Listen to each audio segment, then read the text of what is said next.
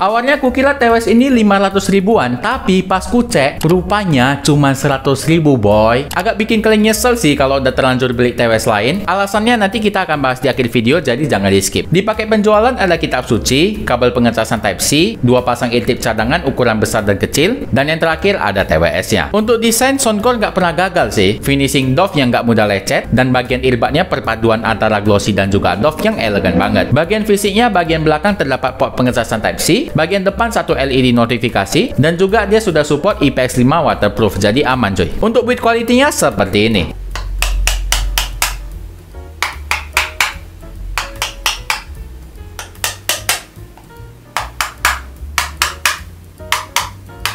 Untuk build quality-nya solid ya. Kalau kalian punya pendapat yang berbeda, kalian silahkan komen aja, nanti kita akan diskusikan. Sekalian lah, buat yang belum subscribe, boleh subscribe dulu ya kan, biar nggak ketinggalan channel ini. Next, untuk kualitas suaranya, punya bass yang bulat, dan suaranya halus banget. Khasnya audio Soundcore sih, mid stabil, dan treble-nya cukup detail. Dan untuk dengerin musik di penggunaan aku selama 2 minggu ini, aku belum menemukan kekurangan sama sekali. Karena overall kualitas suaranya, dia sudah setara dengan harga 400 ribuan ke atas, bisa dibilang udah masuk ke ranah semi pro lah. Untuk dengerin musik DJ, seperti yang aku bilang tadi, pukulannya bulat dan juga halus, deepnya lumayan, jadi cocok banget buat kalian yang suka dengerin musik di volume tinggi. Nah, dia meskipun di volume tinggi, dia nggak sakitin telinga, jadi aman coy. Terus untuk musik yang banyak instrumental seperti rock juga aman, audionya nggak lengket dan juga tidak terasa berisik. Untuk musik vokal tinggi juga mantap, suara high-nya nggak menusuk, jadi bikin nyaman, tapi dia nggak sedetil headset gaming pada umumnya ya, tapi overall udah pas lah. Oke, jadi saya sudah pakai TWS R50i dan udah dipasang kiri kanan, dan kalian kalau bisa dengerin kualitas suaranya itu pakai headset ataupun pakai TWS juga ya, supaya lebih tune, biar kalian bisa tahu bagaimana kualitas suara realnya. Kalau dari HP terkadang dia nggak tune aja gitu. Oke,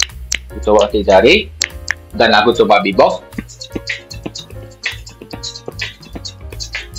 Gimana kualitas suaranya, kalian nilai sendiri. Untuk gaming langsung ku bantai CODM, dan ketika aku tes, surroundnya menurut aku lumayan oke. Step musuh kiri kanan depan belakang juga lumayan, tapi tidak seperfect headset gaming pada umumnya. Biasa aja menurut aku surroundnya. Tapi kalau untuk masalah sinyal, dia memiliki game mode yang meminimalisir sinyal supaya lebih responsif, dan delaynya minim banget, bahkan tidak terasa. Untuk nonton film juga sama ya, surround kiri kanannya seperti yang aku bilang, terasa tapi tidak sedetil headset gaming. Dan dari segi kenyamanan ini udah mantap banget, efektif dipakai sekitar 2 jaman. Karena apa? Karena kualitas suaranya ini dia punya keluaran yang empuk, plus di sini posisinya pas di telinga kita. Semua ini berkat driver jumbo 10 mm yang jarang banget ada di TWS 100 ribuan. Overall kualitasnya ini seperti yang aku bilang setara di harga 400 ribuan ke atas, dan alasannya kenapa bisa murah karena mereka mengurangi fitur yang nggak terlalu penting, misalkan ANC, INC, dan juga wireless charging, yang kadang fiturnya itu justru jarang dipakai bagi sebagian orang, termasuk bagi aku. Makanya TWS ini benar-benar maksimalin kualitas suara dan driver berkualitas tinggi. Untuk konektivitasnya sudah menggunakan Bluetooth 5,3 yang stabil banget. Kalau dipakai dalam kondisi bergerak seperti jogging, olahraga, dan lain-lain, suaranya tetap stabil dan aman cuy. Udah ku tes soalnya. Next, walaupun 100 ribuan, dia support aplikasi dong. Kalian silahkan download di Play Store ataupun App Store. Menu aplikasinya simple aja. Cuma ada notif sisa baterai kiri kanan, equalizer custom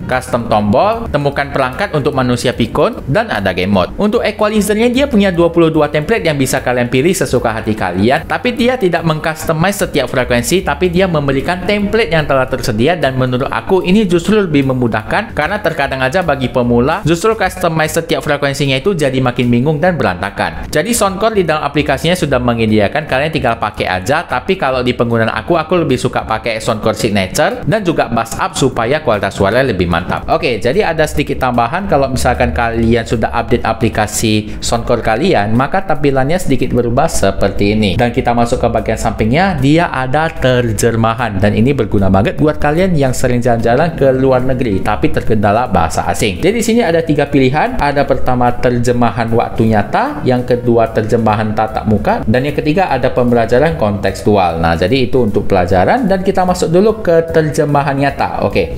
Jadi terjemahan nyata ini kayak kita ngomong grill, dan kita langsung praktekkan aja daripada ngebacot ya kan, dari bahasa Indonesia ke Inggris.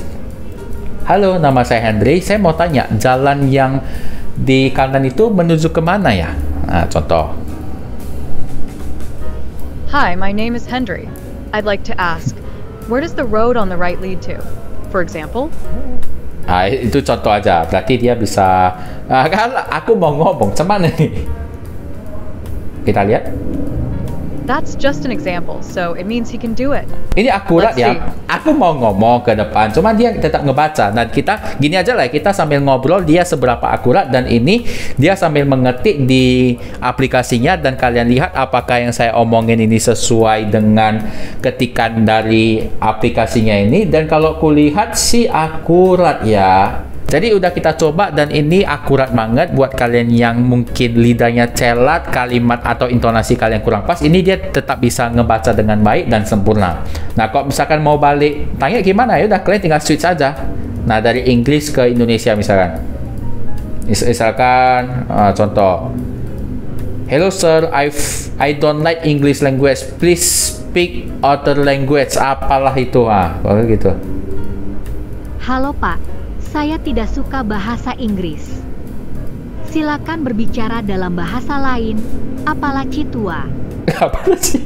Nah, jadi kurang lebih seperti itu. Kalau misalnya kalian mau ngebalik lawan bicara, kalian tinggal pencet switch di bagian atas ini aja, maka dia bakalan ngeganti gitu. Misalkan ini Inggris ke Indonesia. Kalau misalkan si buletnya udah siap ngomong, kita mau ngomong balik Indonesia ke Inggris gitu.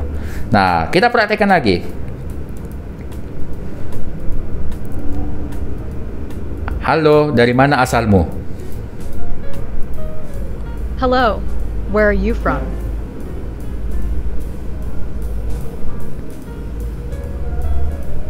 Putar. Kita record lagi. Setelah kita balik Inggris ke Indonesia, kita baca ini. Hello, I'm from California. Halo, saya dari California. Oke, bisa ya berarti ya. Sip, ini berguna kali.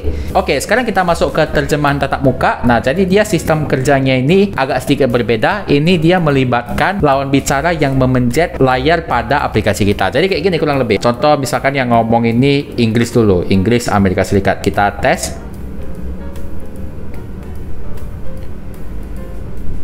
Hello sir, I want go to toilet. Halo Pak, saya ingin ke toilet. Oke, baru orang Indonesianya ngomong lah. Halo Pak, untuk toiletnya ada di sebelah kanan, di bagian depan itu ada toilet cowok dan posisinya tepat ada di samping coffee shop.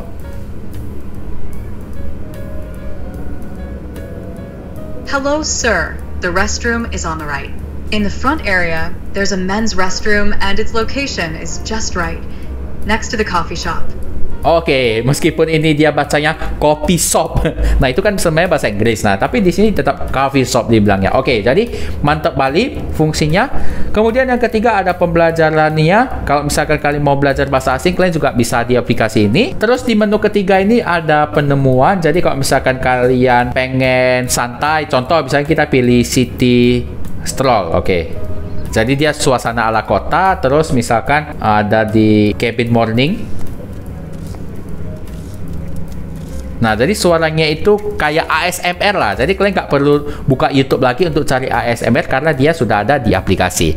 Terima kasih Soundcore atas update-nya. Kita lanjut. Next, untuk kapasitas baterainya tidak tertulis, tapi daya tahannya bisa sampai 10 jam di volume normal. Yang total daya tahannya itu bisa 30 jam, yang artinya bisa 3 kali cas di dalam case-nya. Next, untuk kelebihan dan kekurangannya adalah yang pertama, TWS dengan suara yang sangat jernih. 2, support aplikasi dan game mode. 3, desain cakep. Dan yang keempat, baterai awet. Dan semua kelebihan yang kusebutkan tadi nggak ada di TWS 100.000 manapun. Next, untuk kekurangannya adalah aku sebenarnya tidak menemukan kekurangan apapun di TWS ini, tapi ini kekurangan yang kusebutkan ini bukan berarti sesuatu hal yang harus kalian pikirkan. Harga yang dibayar untuk kualitas suara yang bagus banget ini adalah dia memangkas fitur yang biasanya dijadikan gimmick-gimmick pada TWS murah, seperti bisa wireless charging, ANC, INC yang kualitasnya pun berantakan gitu ya kan. Soundcore justru maksimali drivernya karena yang utama dari sebuah TWS itu apapun ceritanya tetap aja kualitas suara gitu. Nggak ada orang bilang INC-nya gimana, pasti tanya kualitas suara dulu dong. Menurut aku ini mantep banget buat orang yang seperti aku, tidak peduli dengan fitur macam-macam, fitur A, fitur B, gimmick A, gimmick B.